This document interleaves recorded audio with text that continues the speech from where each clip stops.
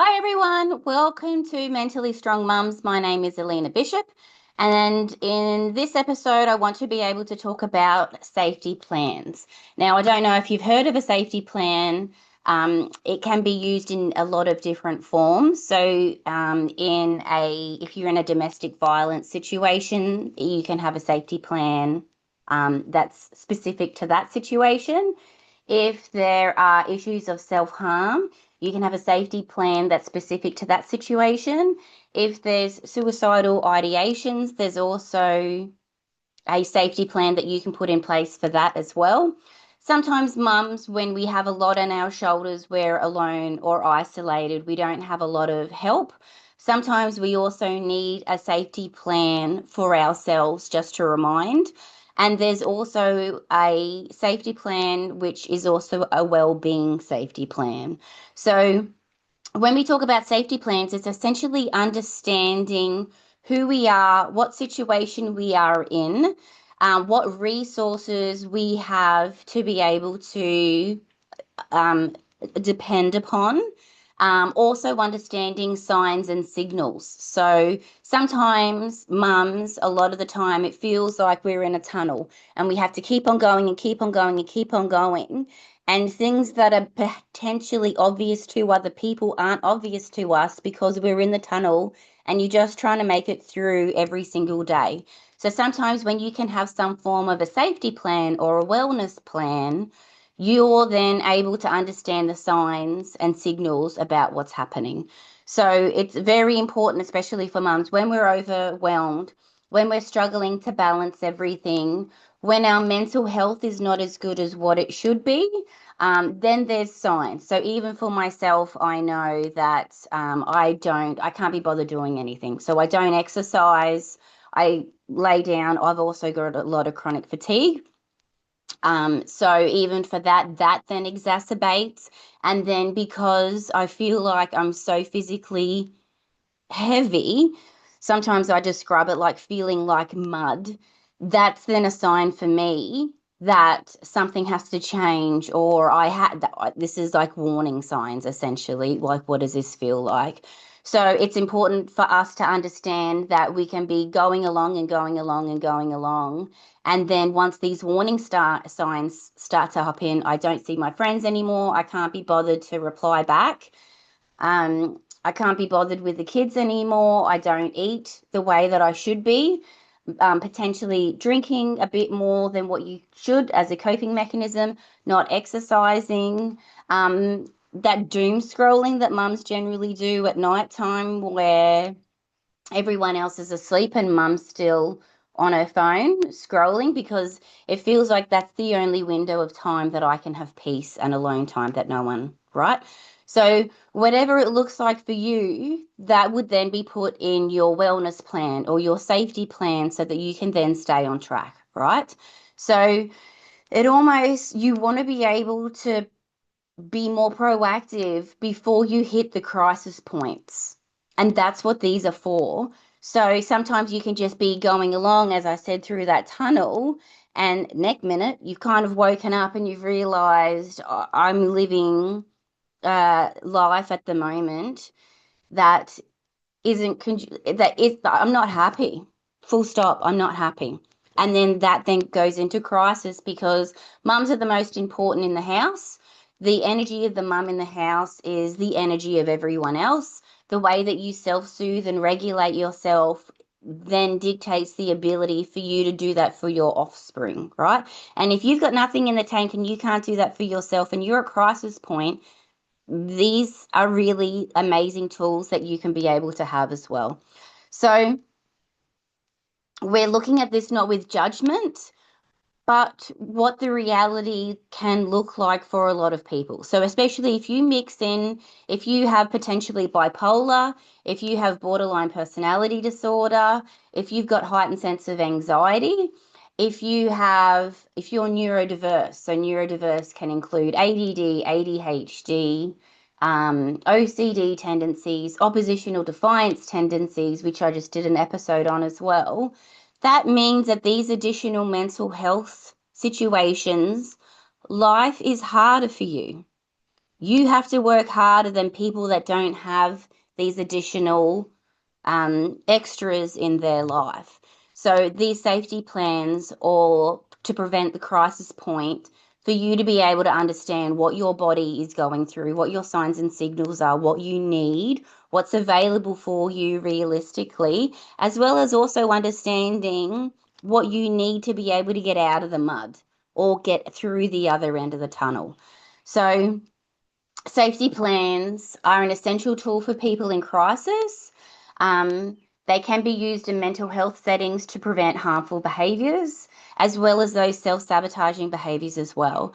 So if you're able to make a really well-constructed safety plan, it essentially serves as that roadmap to be able to navigate overwhelming emotions, to be able to regain control or the illusion of control or a sense of control back in your own life, especially as the mum with everything you have to juggle. So I will have a template that I will be able to upload. So I might put that on my Instagram page. That would be really lovely one to use, and I'll use a wellness one. If you use ChatGPT, you can use prompts to be able to ask it to make one for you. You can have a conversation about what that looks like in your specific situation. So if you have certain diagnoses that I previously mentioned, like neurodiverse or bipolar, or whatever that looks like, you can also add that in so it can help you with that as well. There are also amazing apps that can help you as well with all of this, but we're going to go through this, right? So there's so much research as well that if you can identify physical and emotional cues early, so physical and emotional cues look like physical cues, I feel like mud. And emotional cues are I feel dull, I can't be bothered, I just want to numb out. So sometimes people want to numb out, looks like alcohol, looks like scrolling, looks like THC or smoking or whatever that kind of looks like, right? Um, when you have interoception, so you're able to look inward about the awareness of your internal body signals. So if you can have, learn and develop interoception, Introception, interoception, this then gives you an advantage because you're able to identify early signs of stress or tension. And even for myself, with all the research, education, blah, blah, blah that I have, we're still human, and it's inevitable we're going to go through these. It also can be good to plot in some way on a calendar or an app when this happens more often. Does this align with when when I'm menstruating? Does it happen regularly every 6 months? Does it happen at certain times of the year, like at Christmas or whatever that is? So at least if you can also, if I work full time, is there a really stressful situation coming up? Then potentially I need to be able to mentally prepare for all of that as well. So if you can have that interoception to know what's happening with you and what's going on with your body, as well as that growth mindset. So growth mindset was originally coined by a psychologist, Carol Dweck. So I think I've done an episode on growth mindset and what that actually looks like. And it's learned optimism, and you're learning to grow and evolve. We don't want to be stagnant. Okay. So that has a flow on effect of resilience because it helps you see the challenges and opportunities for growth rather than obstacles that you can't overcome. So even from my own perspective, understanding that these inevitable challenges, my health challenges, sometimes your relationship challenges, golly gosh, and sometimes your child challenges, if they're all whatever that looks like. If you're able to, instead of getting bogged down by all of that, be able to see these as growth opportunities, normalize what you're going through, give yourself some compassion, that interoception to look inward. What's happening with me? What are my body's signs and signals? Physical, emotional, behavioral, to be able to kind of move forward. So, as I said, self-awareness is definitely the first step. So it's the key element in emotional regulation to understand what's happening. geez, I haven't spoken to any of my friends for about 2 months now. I'm now in a cycle where I can't be bothered doing anything. I used to go for walks every afternoon and now I can't be bothered for whatever.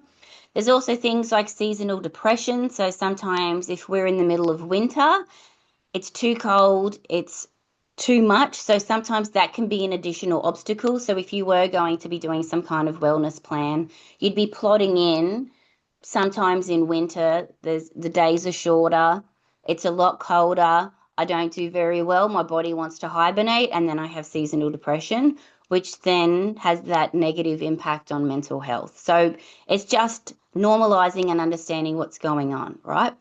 Sometimes if we have a look at introception to look at yourself and what's going on, sometimes your heart rate might be increasing. So sometimes you notice your heart a lot more than what you normally would. So that's also a signal for you. Maybe that's anxiety, maybe that's stress, right? That's a common cue. So you don't look at it as a judgment, you look at it as a cue to help you understand what's going on and what your body is trying to tell you to be able to try and adjust about your life, right? Another one is muscle tension.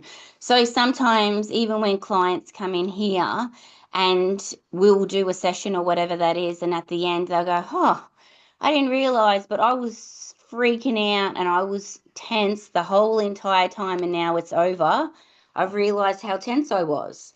So, understanding, I've got an episode on progressive muscle relaxation. That's a nice one to get in because sometimes we don't even realize how tense we are all the time, which will then contribute to headaches.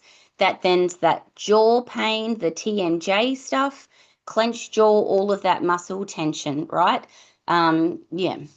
Sometimes breathing patterns. So shallow breathing where you're barely breathing at all, or sometimes that rapid breathing. So we need to be able to understand, and they also say breathing from the chest is anxiety, breathing out your tummy is where you're meant to be breathing, that gets the diaphragm. And when the diaphragm is constricted because you're bending over or you're depressed or whatever that is because you're not upright, that then constricts the diaphragm. Therefore, it doesn't push blood around your body. And if you talk to a chiropractor, my chiropractor lectures me about that all the time, that you've got to be able to keep your shoulders back to be able to get air in your diaphragm to breathe from your tummy. That will then produce oxygen in your body, which will then reduce the physiological symptoms of depression, that parasympathetic pause in your nervous system. All right. Negative thought loops, ruminating over and over and over and over and over again, the same thing, right? Catastrophizing, or just that black and white thinking, or the same scenario over and over again. I'm completely alone. No one's ever here for me. No one actually understands what I'm going about. When I try and open up to people, they don't get it and they just make it about them. Do you know? So sometimes when we get on those thought loops, that's also a huge trigger. So how can we be able to break all of that kind of stuff? But we don't, you've got to understand it first and what's happening with you to look at it with curiosity as opposed to go straight to that problem solving mode, because you've got to start understanding what's going on for you. Maybe you actually should just hire someone or a counselor just to talk to them about something, right? And then when it comes to that emotional cues, like that emotional fatigue, when you feel alone and disconnected and unmotivated, you're really easily irritable, right? Sometimes these are also little signs of burnout. Like, are you burnout? Am I done? I can't be bothered anymore. And there's not a lot of things that actually fill my cup. And I can't even be bothered filling my cup because what's the point? It always goes empty anyways. Do you know what I mean? So once we can kind of understand that first step about one, recognizing the mental and physical cues, we're able to then go on to the next step, which is number two, developing your own wellness plan or your own safety plan, right? So then if you can identify your personal cues and what's common for you, what are your bad habits, what mentally happens, what physically happens, what emotionally happens, right? What are your little crisis signs that you're not doing really well at the moment, right? So then you can then build a plan yourself. So you can either have a look at my guide on Instagram, or you can ask something like ChatGPT. You can even Google it to see what other templates are there. You can write it by hand, and then you can amend things as you do it. You can even write it in your notes in your phone so that you can then duplicate it, or whatever that is, or even finding an app if you type in safety plan or wellness plan to see if there's any free apps to be able to have a starting point. So when you can build the plan, it's like a pre-crisis action steps, because it's better to be proactive than try to combat everything once it's too late, because it's going to take you a lot longer to get out of the mud, right? And we've all been there. So what are you calming all your grounding strategies when you first notice these cues? So, do you do grounding exercises? Do you know what they are? Do you do breathing techniques? Have you got a breathing app, breath work app, Alina? Right? Um, do you do things like the muscle relaxation? Do you then just put in some headphones and put on some music that just kind of makes you happy so you can just come back to where you are? Do you need a cup of tea and then go and just, or a cup of coffee, and then just go and sit in the sun for a minute, right? And just take a breather. What does that actually look like for you? What are things that you do that you actually enjoy? Is it talking to someone like your mum or a friend or whatever that looks like? What are these little cues? What are things that you can do on your own? And then what are things that you can do with other people? Because a lot of this stuff as well with your action plan is understanding, are you able to do this on your own and trust and rely on yourself? Or do you, so that's almost internal validation, or do you constantly rely on other people to be able to do that for you? So if other people are too busy, or they can't be bothered, or they don't know how to do it, you're looking for that external validation, but because they're unable to give it to you, you then can't give it to you, but they're negative or disconnected or dismissive or invalidating, then makes me go deeper in my hole. So that's actually a really huge starting point for all of this as well. Do I have enough self-worth and self-love and self-respect to be able to know what I need and give myself permission for internal validation, internal me validation, as opposed to constantly seeking external validation and expecting other people to make me feel good or other people to bring me out of this? Why can't I do that myself, right? So when it comes to those support systems, who are these people that can reach out if you're looking for that validation, right? Sorry, I've got a cough. So also, what are your positive affirmations? What are your positive statements? I'm safe in this moment. This is only temporary. What are your compassionate statements? I'm doing the best that I can. I will try again tomorrow. Everything works out for me. Doing things that are really good and relevant for you that you actually believe. Okay? This feeling is only temporary. I can handle whatever's ahead of me. I've got this. All right? I'll try again tomorrow. You've got to be able to put in these statements for your own self-talk, for your own validation, to talk to yourself like a best friend, so that you're starting to give yourself a bit of a break as opposed to being so hard on yourself, right? And then we're able to integrate that growth mindset. So understanding, what is this teaching me? Well, this is a common thing that happens at the end of the year. So this is normal for me. How can I then manage this? What do I actually need, right? How to help you get resilience and determination so that you can bounce back quicker after all of these setbacks, right? Step number 3 is to be able to then translate this safety plan into your everyday life. So how am I feeling mentally and physically right now? So maybe breakfast, lunch, and dinner. You can have a check-in with yourself. Do you know breakfast? How are you feeling when you wake up? Lunch, how? So they call that almost habit stacking. These are existing habits you have, breakfast, lunch, and dinner. So you just stack a habit that you want to on your existing habits. So if you want to do check-ins, do the check-ins in existing habits. So when you wake up, how am I feeling? Do a body scan. What are you noticing? Geez, I've got a cracked neck because I didn't sleep well and now I'm cranky and this coffee isn't going to cut it. So then that's a good cue for you to go, well, maybe I need to do some light stretches or I need to have a nice shower or whatever that looks like to be able to get back. How am I feeling at lunch? I'm feeling like I'm having a bit of a crash. Maybe I need some sugar. Maybe I need some fresh air. Maybe I'm actually dehydrated. Maybe I need some hydrolyte, whatever that looks like. And then the same thing at dinner. What does that look like? Especially in a lot of households, dinner time is crazy hour when you've got kids, especially young kids. So sometimes as well, what can I put in new routines or new habits in the house at crazy time so that we can all be able to be there, right?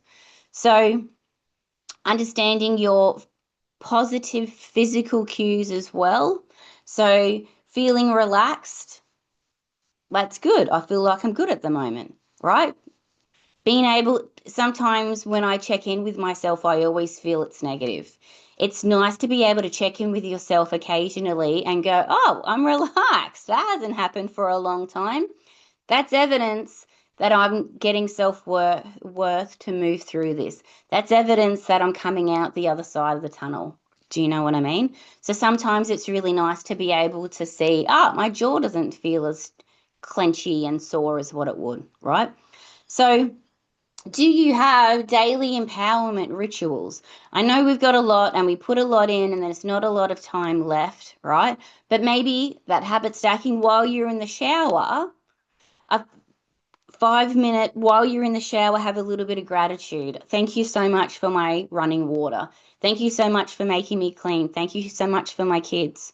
Thank whatever your gratitude is. Thank you. I woke up today. I'm winning. What's your little gratitude? How can you kind of put these little daily empowerment rituals and just kind of plot them in? Because it's interesting when you start doing this, you feel good. And then because you think you feel good, you don't need to do them anymore. And then when you stop doing them, that's when everything goes down. So it's about that consistency, right? So it's also with those little mini breaks when you feel a lot. So sometimes the only mini break mums get is when we go to the toilet or the bathroom. So maybe when you do that, you go to the bathroom and then when you're washing your hands, have a little mini break, have a little breath, or whatever that is. I know that might sound disgusting for a lot of people, but for the reality of mums, literally, that's the only break that we get because it's go, go from the time you open your eyes in the morning, even when you wake up before the kids, all day long, you just hustle, keep on going, you don't stop until they're in bed. So if that's your reality, which it's mine at the moment, it's nice to be able to find little windows of time where you can have a mini break and reground or whatever that is, right? Instead of feeling heavy and it's too much and I'm trapped and I don't have any autonomy or freedom or agency, how are you able to then reframe these challenges or these obstacles or situations as opportunities in some way? So some people say, well, that sounds like toxic positivity because it's not. It's understanding what things you have control over and what things you don't. And the things that you don't have control over, why are you doing them? How are they serving you in your life? How are you able to mix things up in a way? Do you know? So it's just about looking at yourself with curiosity and what's going on. So safety plans are very important, whether it's a well-being safety plan, a DV safety plan, suicide safety plan, a self-harm safety plan. Any of these are very, very important because they help you understand signs and signals and cues of when things aren't going so well, and then understanding what resources you have to be able to get you through them, whether it be yourself or other people. It's about learning self-awareness and what you need. And especially as mums, sometimes we're just always in that tunnel and it's very difficult. It's also nice if you can learn about these safety plans and potentially you've got teenage kids or young adults. It's nice to be able to then have this conversation with them. So even if you had your own safety plan and you printed it out or you wrote it out and then you left it intentionally on the kitchen, and then the kid's like, what's that? And you're like, well, that's my safety plan. And they're like, what is a safety plan? What do you need that for?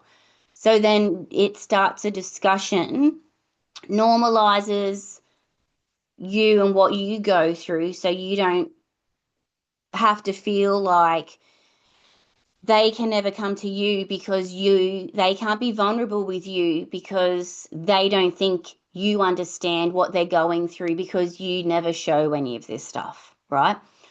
Your kids aren't meant to be your own counselors and you're not meant to lean on your kids that way. But it is nice to be able to have that subtle education to open and engage conversations with them. But if you don't even know these things yourself, you then can't even have that conversation with them. Do you know? And especially teenagers in this day and age with all the resources they have and social media and all of that, a lot of them are a lot more advanced than what we are. So sometimes even they know things that we don't know. So it's nice for us to be inspired or empowered to learn this, to have these conversations. You don't have to go into depth about what you're going through if that's too much or too painful or you don't want to put that burden on them. But it is nice to be able to say that we all struggle. We all have bad days. But how do we get through these days? We never give up. We keep on going. So I also did that episode on generational legacy that falls into this category as well, which is very, very important. Okay. So you are beautiful, mums. This is only temporary. If it's a bad day for you, it's okay. Just sit in the bad day and we'll try again tomorrow. Sometimes you'll be an A plus mum. Sometimes I'll feel like a F minus mum. Do you know? But so long as I get up every single day the next day and I try and I take accountability, and if I've done the wrong thing to my kids or to my hubby or to my friends or whatever it is, I take accountability. I'm really sorry. I'm just going through something at the moment. I've got my safety plan. I'm trying to figure everything out. All right. Beautiful mums, I love you so much. And thank you so much for your patience with me through this episode. I know it was triggering. So if it is obviously triggering because of all the different language that I used, please do some self-care.